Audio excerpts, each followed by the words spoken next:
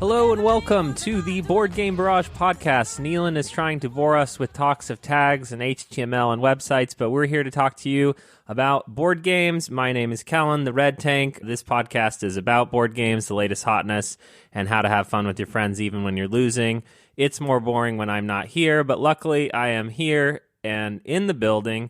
Neelan joins us from America. Hello. For the first time in many moons. And Mark joins us from a den of sin, Las Vegas. That's right. I feel so I was comfortable in America last week. Yeah, I don't know what you're talking about. But No, I'm not sure that people skip those episodes, you know? Right. It's like, has there ever been a show you've watched where you, like, if something comes on, you, like, skip it when it's, like, filler in your anime? I know people that skip chapters of books. I'm just like, I could never do that. I could never feel like I hadn't seen or read it all. Yeah, there's people who read, like, fantasy series, but they skip POVs of characters they don't care about and stuff. Right. Anyway, so we should just tag each episode, you know, Kellen's here, Kellen's not here. I've actually thought about that multiple times, of just like having like the definitive list of every episode that everyone's been on. We can just sort by lowest downloads Right. and let my pride be what's left behind. Today on the Board Game Barrage podcast, we're going to be talking about the games we have been playing, and then we are going to be talking about our board game checklists. But before you tune out, because that sounds boring, when you join a new hobby, you sort of make this checklist of things you want to do, things you want to try, games you want to play, people you want to see, do, or... And today, we're going to go over some of those things that have been on our personal board game checklist. So we are going to start with Mark Abasada talking to us about Municipium. You have to get this with a doctor's prescription. And then Neelan and I will cover a joint play of Yucatan, the latest from the designer of Comet. Mark, why don't you kick us off with Municipium? all right. So a little bit of a story time here. When I first started dating my girlfriend and I started meeting her family. Okay, we don't... Mark, what do you... Story time. I said story time. I gave you a Story prompt. time. Okay, Just sit back for a second. Just You relax. can't declare story time and then tell us about something. This is part of the story.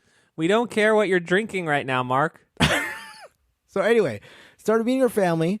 And obviously, one of the early things that comes up when I'm talking to people is my fondness for board games. I don't even bring it up. She brings it up. Anyhow, so most of the time I get the typical responses like, what's your favorite game? And I have to admit that it's very hard to give like the 3-minute elevator pitch as to why Biblios is a great game for those who are not into board games. And then I get the, you know, what you mean, like Monopoly comments and all that sort of stuff. So it took me by surprise when one of her family members, her cousin Gail, said, have you ever heard of Municipium? Okay. At the time, we were a couple years into the show, and I felt like I had a pretty good grasp of board games in general, but I'd never heard of it. And I assumed it was some like old game that she'd played as a kid and she had some affection towards, like some nostalgia to. Probably wouldn't even have a record on BGG, but I looked it up anyway, and sure enough, it did have a record, and I looked more into it, and what's this? It's designed by Reiner Knizia. Okay. So blew my mind. And to be clear, she didn't ask me if I'd heard about Municipium because she's like a board game person. Her collection consists of a typical handful of mass market games and Municipium. That is like her collection, which she loves. She's a big fan of it. So wait, how did Municipium like come across her table?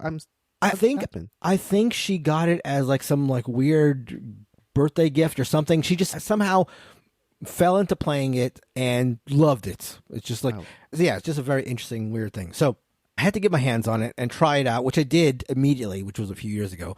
So it was with some joy that I felt when someone in my game group brought a still in shrink wrap copy of Municipium to potentially play recently. I told them they could keep it in the shrink wrap and went and grabbed my copy, which I hadn't played in years, but I recently played it again. So Municipium is, frankly, as boring looking as it is sounding. You got lots of browns, lots of shades of brown, lots of old Roman artwork with old Romans in general depicted on the board in static poses. Very, very brown, very old school Euro looking game. But it is also, as I mentioned, a Knizia game, which means, for one, the rules are going to be quite pared down. So in Municipium, you act as the head of a Roman family, trying to position your family members in different political positions to try to take control of Rome, something like that. The way it works, and again, very pared down rules for Knizia, is you have a board in front of you with 7 locations that are connected together in a circular road. And on your turn, you basically get 2 movement points in which to move your family's colored pawns around the board. So you can move 1 pawn 2 spots, 2 pawns 1 spot, whatever you want. And that's it. That's all you're doing for the first part of your turn.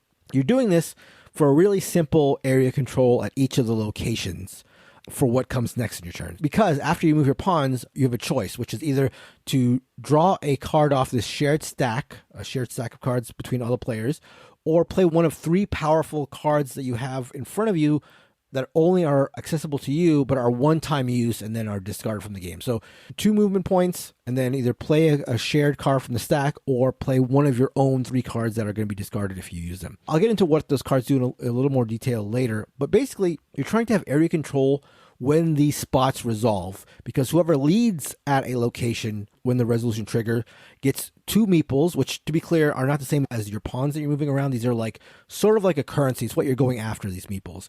And so if you are leading in a spot when an area triggers, you get 2 of that spot's color meeples, and whoever's in second place gets 1. So in the red location, you're fighting for the right to win red meeples, same with orange, same with gray, so on. And you're doing all this because the moment you get a full set of all 4 colors of meeples, you immediately and instantly trade them in for a coin, and the first person to get either 4 or 5 coins, depending on the game length you're going to play, wins. So get 4 different color meeples. The moment you do that, they're immediately traded for 1 coin. First to 4 or 5 coins wins the game. So the actions of the game and what starts the ball rolling in terms of triggering the locations comes down to the cards that I mentioned earlier. So you take your turn, 2 movement points, and then your choice again is play a card off the stack or play one of your 3 personal one-time use cards. Now, the one-time use cards are, as I mentioned, very powerful. They allow you to do a number of things, including triggering the special abilities of any of the 7 locations in which you're currently leading. I haven't mentioned the abilities yet, but they're a huge part of the game. For example, there's one of the 7 locations allows you to strengthen a pawn to make it count for 2 for all the area control checks. So if you're leading in that location, one of the pawns you have gets a little crown on it that you physically place on the pawn, and now that pawn for the rest of the game counts as 2 for all area control. Another of the locations allows you to do a 3-for-1 trade instead of the normal 4-for-1 trade. Usually you have to trade 1 of each color pawn to get one of the sought after victory points. If you go to that location and you're leading when it triggers, you instead trade 3-for-1. Another allows you to rearrange all your pawns across the entire board. So if you're leading there and it triggers, you can just take all your pawns off the board and place them wherever you want to. And finally, another one allows you to steal a pawn from either anywhere on the board or from an opponent, which is a little bit of a take that might bother some people. Though honestly, this is such a race for those victory points that people usually aren't going to be stealing pawns to just screw somebody over, but instead because they need them to win. So there's like an understandable part of that. So you have the 3 cards in front of you, but since they're one-time use, you're more often just going to be top decking from this shared stack and figuring out what's resolving that way. And that sounds like a little bit of an LOL random aspect to the game, and it is in some ways, but the stack is quite small. I think the stack consists of like 12 cards, and there, I think, are only 3 or 4 types of cards in there. So you have a general idea about what potentially could come up. And frankly, it injects a little bit of fun and excitement in a game that, while completely solidly built, could very well slip into like that a little bit too chess-like zone, if not for that little bit injection of randomness. So all in all, I did really enjoy Municipium. I enjoyed it the first time I played it. I enjoyed it this time. It reminds me of our sort of revelation, for lack of a better term, about Tower of Babel. Mm-hmm. Just like it's not going to knock anybody's socks off. It's not like the greatest game of all time, but it's like, again, Knizia doing that very simple pared down rules thing in a very like fun, engaging way. This is very Euro-y, your area control, moving pawns around, getting victory points, but it is very interactive, and not just in the whole take that action space, but you do have to keep an eye on what people are doing. When the cards are drawn, there's again the excitement of what card is getting drawn, but then also you're trying to figure out, okay, what does that mean for me? You have to keep an eye on where people are moving their own pawns for that area control aspect of it. So, feels a little bit like a El Grande in that way. There's interactive old area control Euro, but even more pared down than El Grande. And yeah, I really enjoyed it. I don't think anybody needs to run out and get it. And to be clear, like, even though this is from 2008, this is also, I think, still quite cheap on the secondary market, like $10 or something. So don't run out and get it. But if you are a big fan of Knizia or Knizia-esque games and you're looking for something like that, I think Municipium is a great choice. Your description of like pared down area control and interactive card play was definitely giving me El Grande vibes, so I'm glad to hear that comparison holds up. This strikes me as something like you said, like that would definitely just shine in the right context of the right group that were just willing to embrace a little bit of the chaos and the pure interaction of it. Yeah. That's super interesting. And the whole race for 4 points is great because it just, you're not amassing victory points. You're not going up any tracks. You just have to diversify because you have to go everywhere to get the different color meeples. But it's just such a concentrated, like the game could end relatively quickly. And I love that sort of race aspect to it. How do you compare this to Tower of Babel in terms of old Knizia games? Which would you rather play and have? I like the Tower of Babel weird auction thing where you're submitting sort of a bid and the auction maker can choose whether or not to take or give you back your contribution in exchange for victory points. I think that part of Tower of Babel makes it a little more interesting. Whereas Municipium feels a little solid. Feels more straightforward. But if you're a fan of area control, this game is 45 minutes. It's a great sort of like in-between game. If you have any sort of inclination to like that fighty aspect of area control and you want a game that's solidly built without a lot of fluff, it's hard to not recommend this game. Well, here's maybe a hard question then. But like, would you ever play this over El Grande though?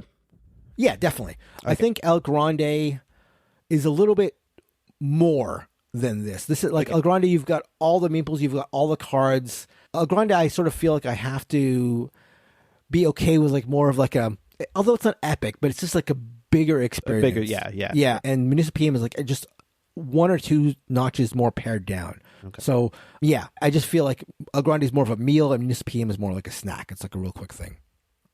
It's funny looking back at these old Knizia games because I feel like Bitewing games always has a review on them of like, this could be plussed up with artwork and modernized and people would love it. I mean, and you're like, are you calling your shot here, my bros? Wait, did they make that comment on Municipium? Yeah. Oh, 100%. I mean, that's 100% true. Like, simple, clean fun. I think spruced up artwork and modernization of this game could lead to an extremely fun and popular game. That's 1,000,000% true. Like, just take the Romans out, put animals in, give it a little bit of plastic, and you're there. Yeah, honestly. Anyway, that is Municipium by Rainer Knizia, published at that point by Valley Games, but it looks like Bitewing might be coming up. You never know. You never know. All right, now for the main attraction. Just kidding, Mark. We really wanted to hear about Municipium. Neelan, Christina, and I had a chance to play Yucatan, a Kickstarter that is just delivering right now from the designer of Comet, one of the most beloved area control games of all time. This is published by Matago and distributed by Asmodee. Thank you, Asmodee, for the review copy of this game. I would say that up front, there is some philosophical disagreement between Neelan and I. Wow. And that disagreement, I know. Heck of a start. It's a shocker. On whether a board game has 2 distinct pieces to it, which is to say the game itself and then sort of everything around it, including the presentation, the rule book, the iconography, and the board, and how you can pull those things apart, which is to say, I am of the opinion that they exist together as one thing, and, Neelan, we'll get into it, where they sort of be pulled apart. So, how does Yucatan work? Yucatan is attempting to be a slimmed down, less long game than Comet. You have a area control board with literally 4 spaces on it. It's a circle map. You can either be in the jungle, in the middle, or in one of the central cities on the outside. And that's it. There's 4 spaces, and it's a giant-ass board. So that tells you all you need to know about what I think about that. In Yucatan, you are taking 2 types of actions, building actions and leader actions. Your building actions are predominantly focused on infrastructure, allowing you to build buildings cheaper, or allowing you to train abilities for your troops, or allowing you to summon monsters, or to generate corn. While your leader actions are predominantly focused on moving your troops on the map and getting into conflict. Conflict is relatively similar to Comet in that you add up all your numbers of the troops that you have, you play a card face down, you flip it over. There is a winner of the battle, but you're also making prisoners, which is basically almost a currency that you need in the end of round phase. There are only 12 turns in the entire game. And so each turn consisting of one building action and one leader action. At the end of 3 turns, there's a sacrifice phase where everyone will blind bid in an auction to get rid of resources, to get rid of prisoners that they've taken in battle, and clan tokens to try to beat their previous best. So if you've sacrificed 9 in round 1, you have to get 10 or more in order to do a couple things. In order to evolve, which allows you to make better buildings and summon better monsters and make better troops, but also go up this giant-ass pyramid that gets you cumulative victory points. But what happens is it's this bluffing, second-guessing game where it's like, okay, Neelan's potential is 10. How many is he going to sacrifice this time? If I go too hard in this round, then the next round I'm not going to be able to score more victory points. So the game is complicated. There's a lot going on. You're building. There's a lot of chits. You have, 5 different buildings, 3 different chits for each one, and level 1, level 2, level 3, all in this inset tray. You have a bunch of different powers that your units can have. You have a bunch of different card effects. You have a bunch of different monsters. And all of this combines into sort of Euro area control hybrid that does evoke some of the similar feelings of Kemet, where you've got this little board, you're doing your efficiency puzzle. There are 2 resources, jade and corn. I'll let you guess which one is more important in the game. And that is the broadest overview I can give for Yucatan. I do not know how to do the midway pivot to what we thought about the game or how you separate the game from everything else around the game. Neelan, do you want to jump in with me? Totally. I could jump in on that exact topic, which is, I don't think we're maybe as far apart as you might have implied. Like, largely, I think a game is the sum of its parts, but this kind of left me with this quandary, which I don't remember ever feeling this intensely in like a lot of games we've played, which is that I wanted to believe that the game as designed would be much, much better served by a more thoughtful production. And it felt like a shame. It actually felt like a shame. And I think we'll come back to a lot of like what those specific issues are.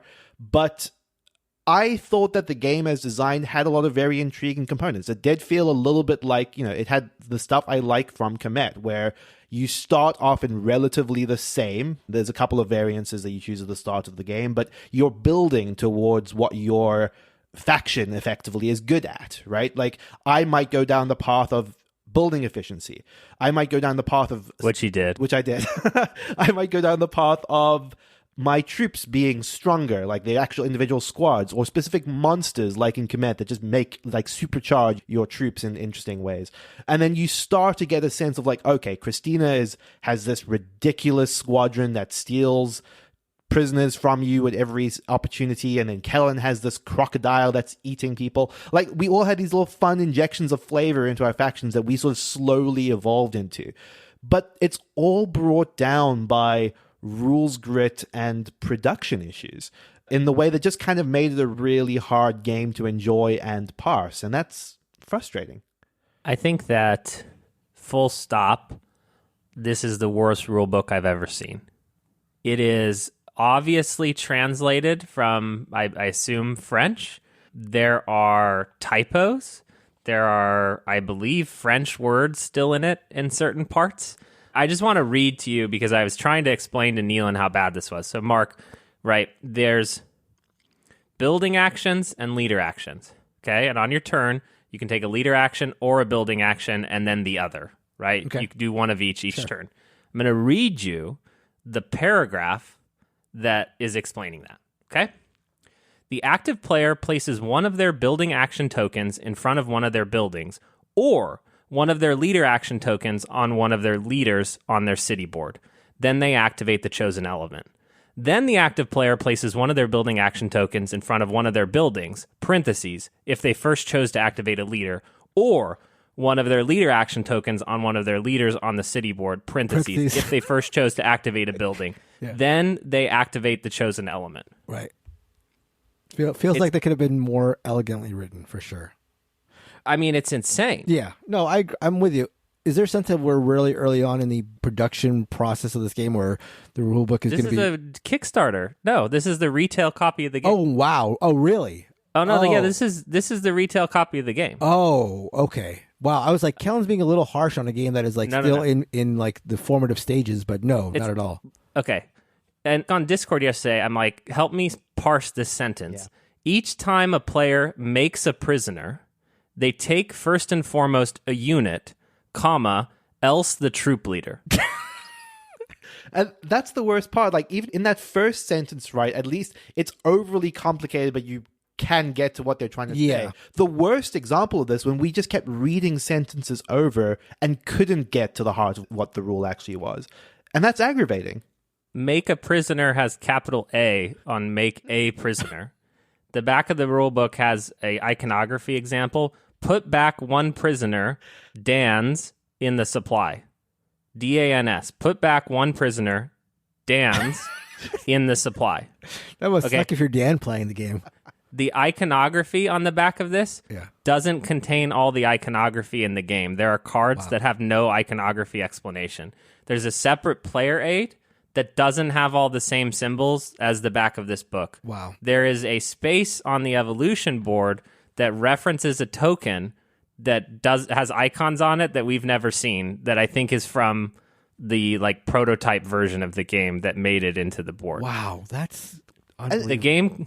I mean, honestly, the way you were describing it, again, just to reiterate what I said, like, I was like, Kellen is being too harsh on this game that is like still, let him like actually do the whole rulebook, let him make the rulebook. Because we've all got review copies of games where the rulebook is off and you're like, oh, but surely this is like early on, they're still working on it, it's like a living rulebook. But to hear that this is like the final retail copy is just unbelievable. The thing that's frustrating is, it's like you're saying, Mark, like, this is not an example of like, oh, there's stuff that slipped through the cracks. Like, This is one of the worst examples of negligence that I've seen in the rulebook, where this didn't get basic proofreading from a native English language speaker. And this is Madigo. I mean, that's what expect more from well. It's very bizarre. And we're going to get some heat because the publishers are on Board Game Geek defending themselves like over the top. And it's like, I don't know. There's so many production choices that are also super poor. The blue and green player colors are way too close together. There's a lot of black in this game.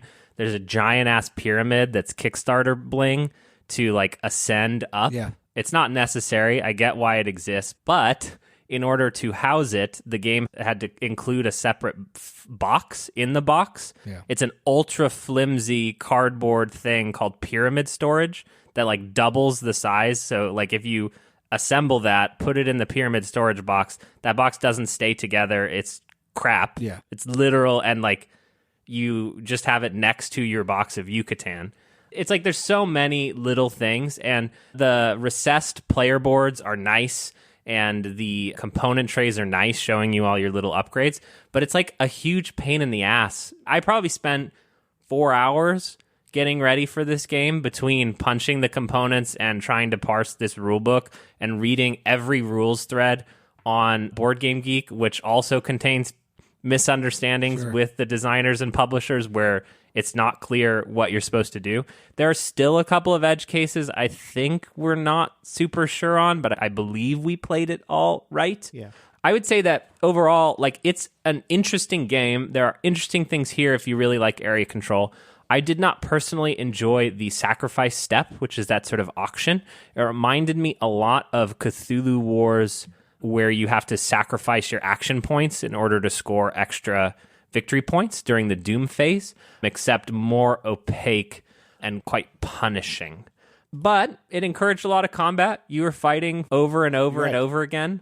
I will say, for my part, though, if I had one, and this is pretty damning, to be honest, like, I actually don't think that the combat was that compelling. Like, it's a simple, clean combat system where, you know, you have base strength against another player's base strength, and you each play a card. Like, very Kemet.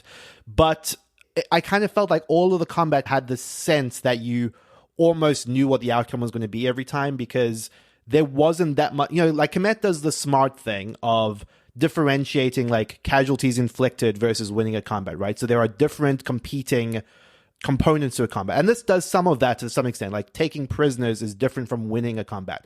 But winning sometimes almost felt like foregone, and then it became more about how many prisoners I going to get versus the other person. And more often than not, if I was attacking Christina, for example, I would go in knowing I was going to win a fight and also knowing that she was going to take 3 prisoners from me. So it just kind of felt like transactional. You know? Yeah. It didn't feel like, oh, I wonder how this is going to shape out, you know? The combat cards are not that exciting. There are a couple of just like rudimentary small effects that you can get, like get a couple of extra victory points, pay a couple of resources for a prisoner. So there was just this sort of very one-note sense to all of the combat. And there is a lot of it. So like, you know, kudos to that. But it just didn't excite me like anytime I was about to attack someone. Yeah. It's just the amount of confusion over like little things. Summoning monsters, the first sentence of summoning is the summon action allows you to bind one summoning available in the summoning area. And then the next paragraph is to tie a summoning, which is the same thing as to bind a summoning. And then on the player aid for the monsters, it says the tied troop gains 1 strength.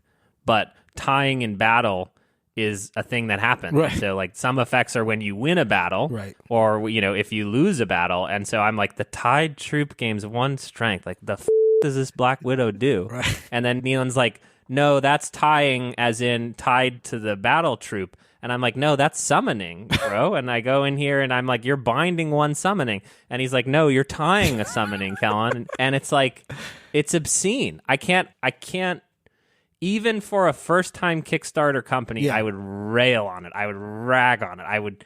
It's obscene. You should not give this money. You just can't. Yeah. You can't. It's not worth it. Again, there might be a game in there that could be fun, but it doesn't strike me as something like Ruination and Mezzo were both area control games that we have played as a group that I would like to revisit that had like more interesting, weirder ideas. There wasn't any one part of it where I was like, oh, that's a really interesting idea that I haven't seen before. You feel the same way, Nealon? Yeah, no, totally. My overwhelming feeling was I felt bad for the people involved, which is something I don't often feel when I like am playing a game in the context of a review. Like I wanted it to be better so I could get to the heart of what the game was, but at the same time, I agree with Kellen. Like I think that even the best version of this game is not one that felt like overly exciting to me. Yeah. And, you know, we got there in terms of the ending got really competitive and we got really aggressive with each other, and Christina us. As she normally does in these area control games. She took so many prisoners with every army that she won. And I lost my crocodile. And there was a really funny moment, Mark, where I guess there was only 1 level 2 monster left. And it was like this guy and his pet tiger or whatever, and I'm not listening to them because I normally tune them out. Right. And they're over there like talking about how good. I guess Nealon was like, "Hey, Christina, this guy with the tiger looks really, really good," you know. And then like 2 turns later, Christina ties or summons or whatever the you call it, the tiger, and Nealon looks up at me, and Christina's like, "No, you took that. I wanted that so bad." And he like had this look in his eyes like of genuine like regret. And then for the rest of the game, he keeps like muttering like, I shouldn't have told you about Bilal the tiger or whatever, because she kept using it against us. It was pretty great. Balam? What was the name of this thing? Balan, something like that. Yeah. That is Yucatan. Thank you, Asmodee, for the review copy of that. We are getting ready to record the Patreon bonus episode for the month of whatever month we are in now, May, where we cover the games, the Vidya games that we have been playing, the TV shows that we've been watching, the movies, the experiences, everything going on in our real lives. If you want our off-the-record takes, you can find them there. In addition to that bonus episode, we also record a little bit after every episode where we talk about how we felt the episode went and any little hotter than hot takes. This week, we'll be talking about whether Asmodee will send us review copies in the future. And you can find that at patreon.com/boardgamebarrage or boardgamebarrage.com/Patreon, your choice. And thank you to everyone who supports us there. It does mean the world and help us cover all the games you like. All right, on today's show, we're going to be talking about a board game checklist, or so. It's hard to articulate, right? It's this idea that you got into the hobby, you're playing board games, you come up with these things, oh, I really just got to try that one game, or I just really want to do that one thing. And we have been there. We still have open stuff on our checklist. What's on our current checklist? And what have we checked off? And was it worth it?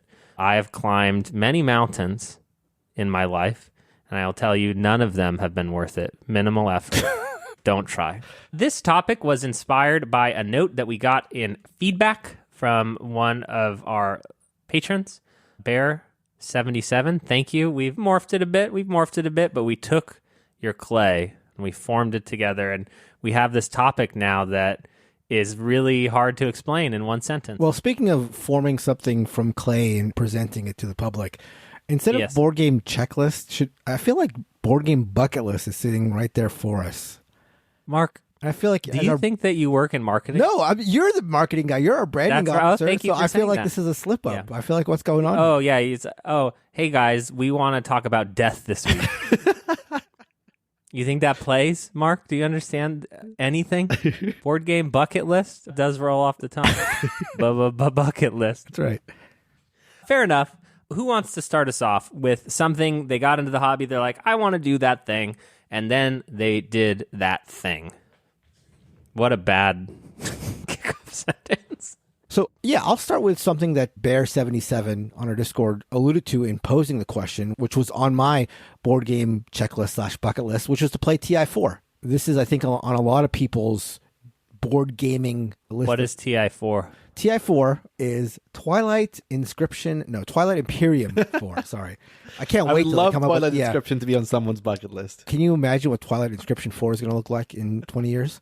No, Twilight Imperium 4, which is sort of considered, and I think it's in the top 10 of Board Game Geek's top games of all time. I think it's in the top 10, top 20, something like that. And I think it's often considered the best Ameritrash board game, which is a game, unlike a Euro game. Ameritrash games are games that are like a lot of dice rolling, a lot of like fighting, a lot of combat, stuff like that, harken back to the older American style games. Anyhow, a lot of people don't get a chance to play TI4 very often because it is notoriously long. Games can go very easily 6, 8, 10 hours long. Like a often heard joke in the board game world is something along the lines of like squeezing in a quick game of TI4, or just complaints about how they can never get it to the table because it takes so long to organize.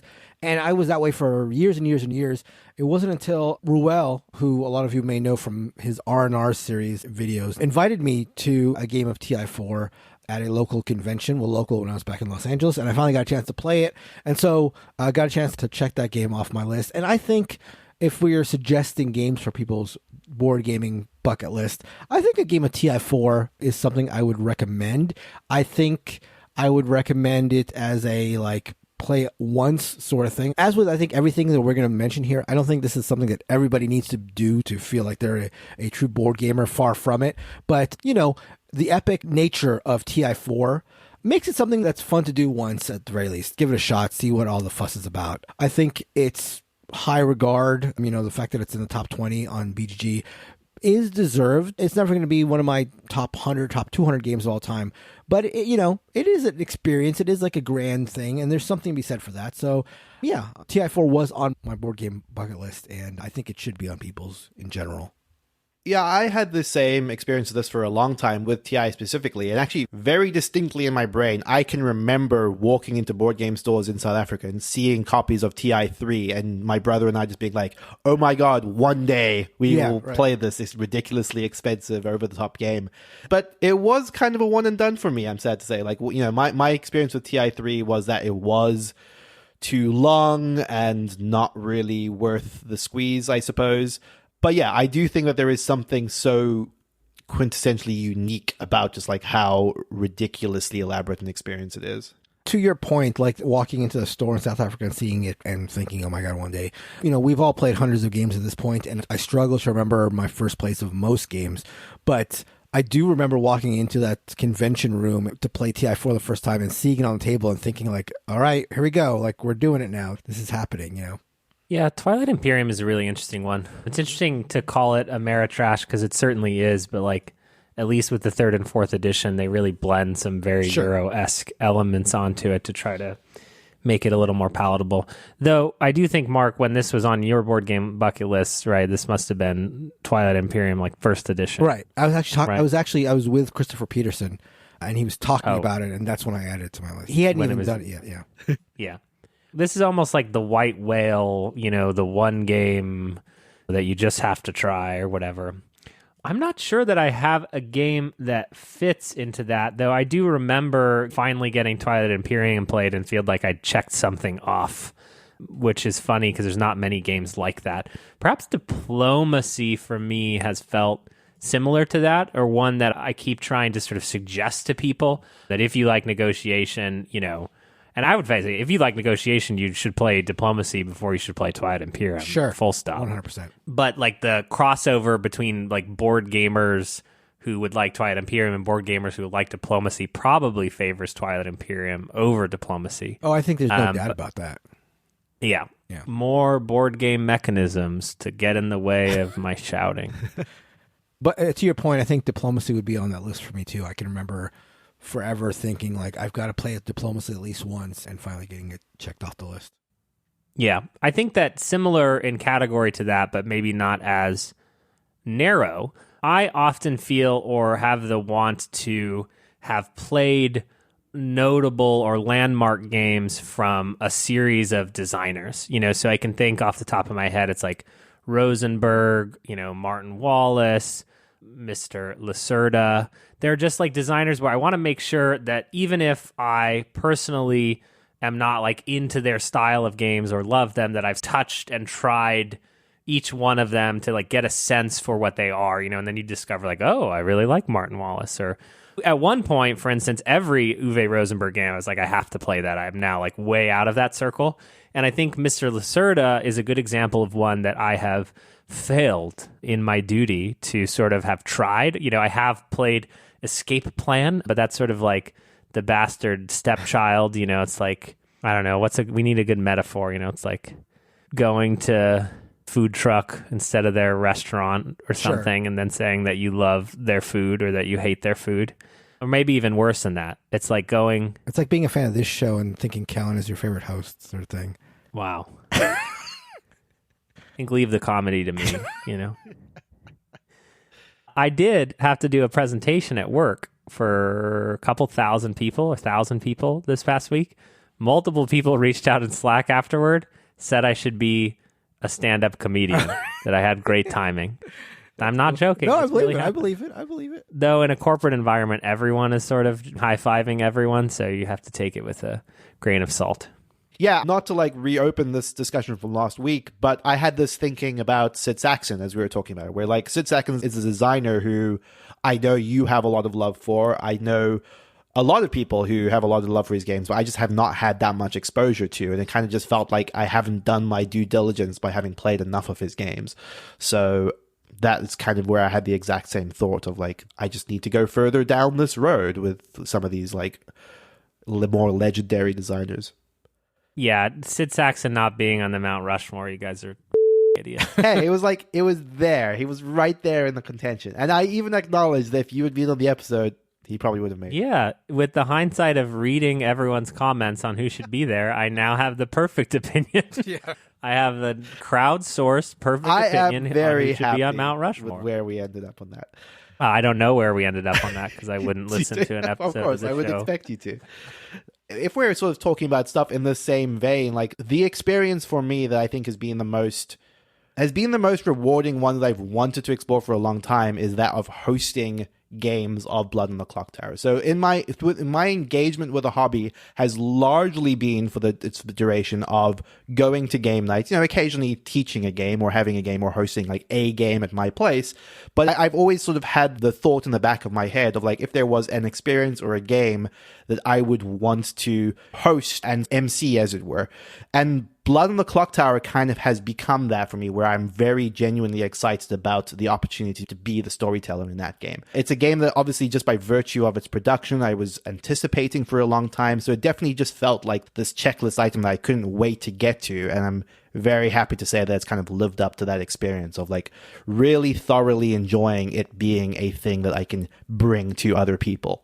That's a cool one. Is that Blood on the Clocktower specific, or it's almost like you hosting or DMing to a certain degree. Like it's Maybe. like both, or it's... I'm actually glad you sort of mentioned DMing specifically, because I think that's the thought that had been in the back of my head, probably for about maybe 15 years. Like, would I be good at being a dungeon master? Like, is that a road I want to go down? I've just never had that much fun personally with playing role-playing games, so it just is not something that kind of struck me as something I wanted to do. But this is scratching that itch, right, of you're getting to effectively DM, is kind of what the storyteller role in Blood on the Clocktower is, to a group of people to provide that experience. Do I think I want to extend that to like other games or other contexts? Not right now, I suppose, but it has unlocked something in me, you know, like this want and this feel like, oh, I can do this, and I feel like I'm decent at it as well. That feeling is love, Neil. Yes, exactly. It's unlocked a deep love within me where only a dark robotic core once existed. Thank you, Khaled. Neelan, you're the heart of the show. Come on. We all have our role to play. Heart of the show. Take it. It's a compliment. What's my role again? Serious. What's my role again, Kellen? I don't know. We haven't figured that out yet, Mark. No, Mark, you're the substance, right? Oh, I'm the substance? Okay. It's the substance, the heart, and I'm The sizzle. I'm there. I'm the sizzle. Yeah. So another board gaming thing that I had on my list for a while that I've now checked off quite a number of times is going to a board game convention. For the first couple of years of playing games, you know, board game conventions were something I watched people talk about on YouTube and stuff like that, and never really made it out to anything. I started by the local Strategicon convention, which is a fine convention, but not the biggest convention in the world. And it wasn't until, you know, we started doing the show that we all went out to Gen Con, and that was a big moment for me, my first big convention. And it's something, again, I don't think it's for everyone. I think some people don't like the convention vibe, but I would say that if you've never gone to a big board gaming convention, I would recommend it to people. Obviously, that's helped by my enjoyment of math trades, which happen to a large degree at big conventions, which is one of the things I look forward to. But I just think just that whole like concentrated, everyone is there sharing the love of the same hobby you have is a cool experience. It can get a little too much, but it's a unique experience that you can only, I think, get at conventions. Yeah, board game conventions is a good one, right? Because I think I have done the turn on them, so to speak, which is to say that I love playing board games and I love access to people who want to play board games, but I do not believe that I like board game conventions anymore. It's like in some ways the internet allows you to connect with those people anyway. You know, it's like there's conventions for all sorts of things, so and everyone gets something different out of a convention. So you do you if you want to go to board game conventions. But it's like, would you tell an average podcast listener that going to a board game convention would be something they should do? Yeah, I would 100% do that.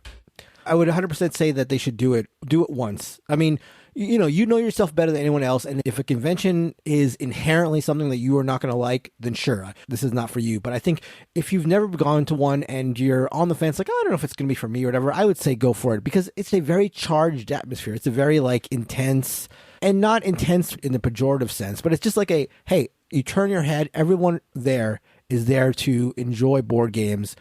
Yes, you may not like make friends forever or whatever there, or yes, it may be a little like too focused on the selling of games depending on the convention you go to, but that's not true of all conventions. It's just like a sports analogy would be like a Super Bowl thing. Like, this is a big event. You know, you might get lost in the crowd a little bit, but there's some fun to just being there, I would say. So I would suggest to any listener that hasn't gone to a big convention to at least try one out. I think there is definitely a fatigue that can set in with the cadence with which we tend to go to conventions, but I would definitely agree, Mark, to say that like if you've not done one before, I would heartily recommend at least trying it. It's also one of those things I think that is also very specific to the individual, obviously, but I mean that in the sense of there's a lot of people that go through life like having this hobby and not necessarily having the people around them that they're able to enjoy that with. And I think conventions provide unique access to, wow, this is like a near infinite resource of people that like the same thing that I do.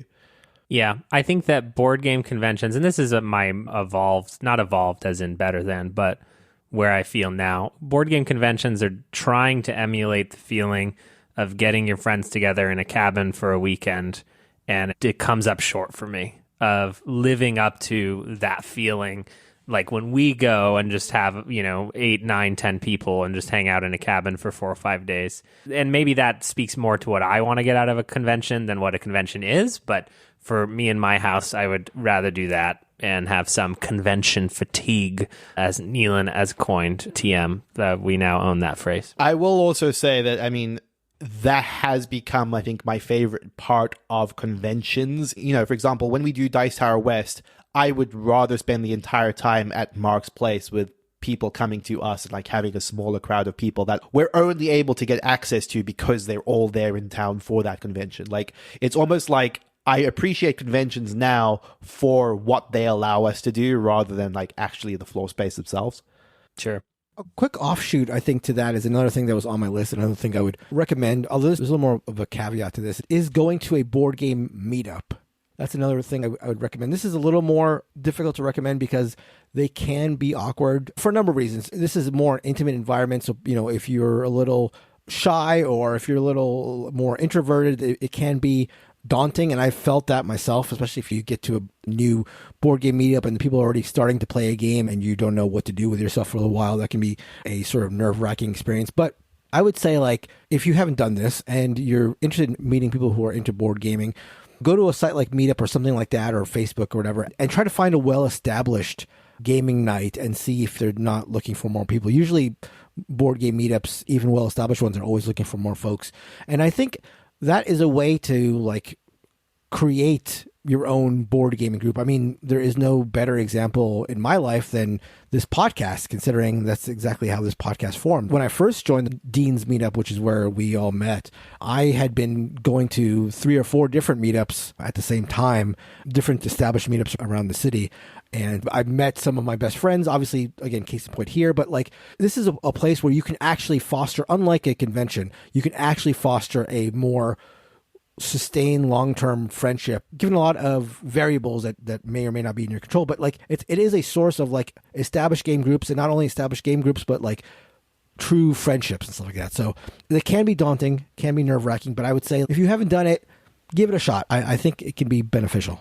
I can think of a few things that have truly changed my life, like joining that board game meetup. Yeah. Like when you track like very seminal events that have defined friendships, relationships, experiences, like I can pull a lot of it from that one decision. Right. I think this is one I can wholeheartedly agree with, which is to say that I think a lot of the friction that people feel when they're new to playing board games or newer is like, how do I on-ramp my family into playing Twilight Imperium? And you're like, bro, like it's not going to happen. And it's like, well, how do I trick them? I have this Disney-themed version.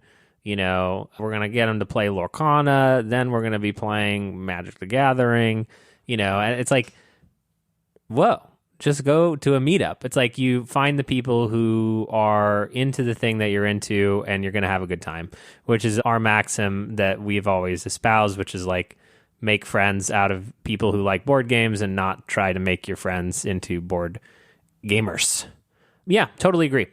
A little pivot, one that I feel like I had on my list, and this is it's ephemeral, but, well, it's not ephemeral, but I don't know the word that it is, and so I just use words that are close. When I was earlier in the hobby, I had a big completionist bent to me. Dominion is the one that comes to mind, which is like Dominion comes out, right? And then Dominion Intrigue comes out, and I'm like, ooh, buy that. And then I buy promo cards, right? And then, Seaside comes out, and there's more promo cards. Alchemy comes out, more promo cards. I don't even remember the order after this. Cornucopia. It took like 6 expansions and 6 promos before I was like, wait a minute. I don't need all of this, and I can't possibly play all of this. And so I feel like on my list, something at the beginning was like, oh, having all of something is like part of this checkbox. Again, I know this is not like an event or a moment, but it was like, it felt like the right thing to do. Kellen loves Dominion. It's one of his 10 favorite games. Ergo, he should have all the promos, all the expansions, all the stuff. Currently, I now own 2 Dominion products, 1 base set and then 1 newest offshoot, just because I wanted to get back into it. But it's almost like an inflection point where At the beginning it started as the checkbox, and now the checkbox is so far the other side. Like, I have like promo blinders now. Right. You know? Yeah. That's almost like a journey. So it's tangential to the topic, but I think I don't even care about promos in the slightest anymore. Like, you off promos. I think Stop it's doing interesting because it's like a checkbox that you unchecked now, so I actually had the very recent experience with this as well with the current Kickstarter for Gods of Atlantis 2. Now, Gods of Atlantis is one of my absolute favorite games. I played a ton of God of Atlantis 2 games online during the course of the lead up to the release of the game.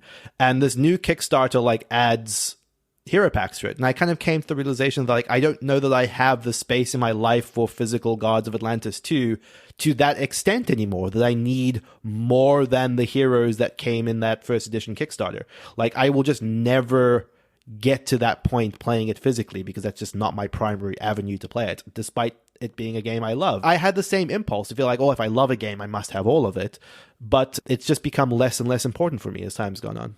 One of the ones that was interesting to me, like talking about my relationship with board game meetups, is one of the types of games I think is less conducive to board game meetups are like 2-player games. And something I played when I was younger a lot was chess, and I missed some of that interaction a little bit, and that very specific head versus head interaction. And it's something that I am kind of glad to like come around back on the other way of like playing more 2-player and playing more abstract games, which is something I'd kind of lost the flavor for a little bit. And like having been exposed to like the more recent modern 2-player abstracts, like stuff like Santorini, stuff like That Time You Killed Me, and even just like 2-player war games like Undaunted. It's recapturing stuff that I sort of was very fond of before being more involved in the hobby, and like kind of just lost my way with a little bit. So I'm glad to being able to check that off as well as something I've enjoyed in recent years. Yeah, I'm with you on that. I initially took board gaming to be like hey, this is a social experience, so I want to be playing them with not necessarily as many people as possible, but I had a mindset where I always wanted to play board games with 3 or 4 people, 4 or 5 people. I always thought like 4 was the best number. And I still believe that to a certain extent because of like the social interaction part of it, the ability to have different people to talk to and whatever. But I have come around on the fun of a 2-player game because you have just like the one person, the one opponent to sort of focus on. Even the social aspect can be heightened because there's only one person that you're interacting with, so it can be more intimate. But also the fact that, you know, your turns are faster. Games tend to be more cutthroat, which is something I like in general with games. So if you have a 2-player game, generally you're doing stuff to deny the other person, so it could be even more, you know, excruciating in that way that I love. So yeah, I've come around on that for sure. So yeah, and then we've talked a lot about things that were on our bucket list or on our checklist, however we're branding this, that we have accomplished. But one that I have on my list that I have yet to do is actually design my own game. This was not anything I ever thought I would be interested in, although as a kid, I would design games all the time for my friends to play. But recently, in playing all these games and trying all these different mechanisms and themes and all this stuff, it just made me, and this, I don't know, this maybe is more towards the bucket end of things. Like, I thought to myself, in 30 years' time, in 40 years' time, if I look back and I haven't designed a game, that feels like it would be a hole in my life. I don't know where this came from, but I feel like I should design a game. I feel like I have the wherewithal and it would be fun and I've learned all this stuff and I should put it somewhere. And I think designing games to some extent is like a intrinsic human quality.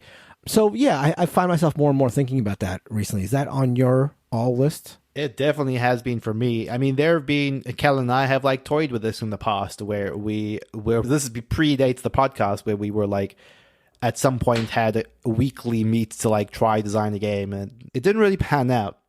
But there's a lot of fun in the process of doing it, of just like realizing, honestly, what's hard about designing a game, and like the things that like unexpectedly show up when you play test it for the first time that, you know, you never would have thought were even problems. Yeah, we've goofed around with this. We, you know, have had like game design jam days with a group of people. There was that social deduction game that we've all play tested a few times.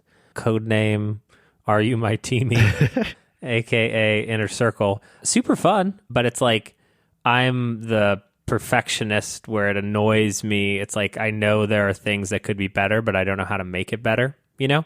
But I think the process of like going through a crowdfunding campaign and doing the sort of marketing for that is semi-adjacent to what you have to do to build the podcast. So never say never. We'll publish your games. You know, well, we'll publish our games and then come for your games. We're going to go even older than Bitewing. You know, we're going to publish Reiner Knizia's middle school designs. We're going to modernize the shit out of those. We're going Go 2.0. That's right. That's right. We've acquired the rights to Go. That's our first press release. Yeah, I think that is going to do it for the discussion on board game bucket lists or things you've always wanted to do in the hobby. And as you check them off, what did that make you feel? I'd love suggestions for things that you thought you always had to do. You did them. How did it feel? And or vice versa, things that we have to add to our list. Attend your local regional convention, you know, in the heart of Nantucket. You know, it's very important that we get out there. You can find us on all forms of social media. You can email us at boardgamebarrage@gmail.com. You can talk to us on Discord at boardgamebarrage.com/Discord or on Facebook or in our Board Game Geek Guild. Thank you for all the feedback and comments. It's super helpful. Keeps the show moving. Thank you to Heart Society for our music, What's on Your Mind, Kid, from their album Wake the Queens. Thank you to Neelan, the Heart. Thank you to Mark, the Substance. Thank you to you, the loyal listeners. And thank you to you, Kellen, the Sizzle. The Sizzle. Goodbye. Bye-bye. Bye.